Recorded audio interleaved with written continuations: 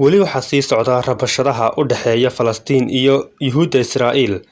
iyadoo ay sii socdaan rabshadaha ka socda Masjidka Al-Aqsa magaalada Qudus ee barakaysan iyo Masjidka Al-Aqsa. Rabshadaha ayaa mar kale cirka isku sii shareeray inta lagu guda jiro bisha barakaysan ee Ramadaan. Israa'iiliyiinta Yuhuudda ayaa eeganaysa xilliga bisha barakaysan ee Ramadaan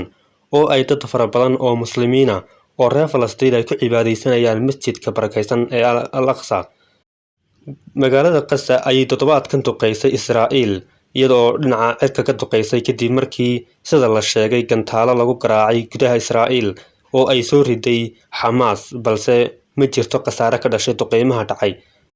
Dhinaca masjidka barakaysan ee Al-Aqsana waxaa ku dhaawacmay in ka badan 158 qof oo reer Falastiin ah iyo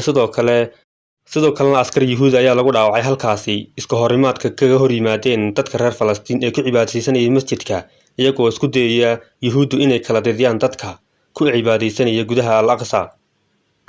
Rabshadaha ku soo aadaya xilligan bisha barakaysan ee Ramadaan ayaa waxaa aad u dhaleeceeyay gebi ahaanba caalamka Islaam oo aad u dhaleeceeyay Yuhuudda iyadoo lagu tilmaamay in ay tahay daandaansi ka dhana Islaamka, waxaana ka mid ahaa Sacuudi Carabiya oo ku tilmaamay waxaan la aqbali karin, iyo sidoo kale dhigiisa dalkaasi Turkiga Rajab Tayyip Erdogan ayaa isaguna si adag uga hadlay oo sheegay inuu aad uga xun yahay waxa dhacaya.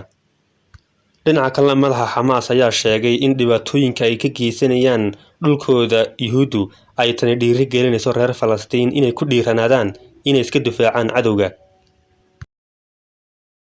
Arrinta Falastiin iyo Yuhuudda u dhaxaysa ma aha mid hadda bilaabantay, balse waa mid taariikhi ah oo muddo dheer soo socotay. Laakiin arrimo badan ayaa ku cusub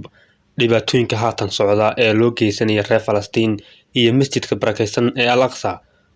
Waxyaabaha ku cusubna waxaa ka mid ah inay haatan Yuhuuddu u arkaanba in ay tahay qadiyad ku kooban oo keliya dadka reer Falastiin oo masjidka Al-Aqsa uu yahay tiir ka mid ah tiirasha Islaamka oo la iska indhatirayo ayay u arkaan Yuhuuddu, waana taata dhiiri gelinaysa in ay qilaalaasuhu soo laalaabto xilli walba, gaar ahaana xilliyada loo guda jiro bisha barakaysan ee Ramadaan.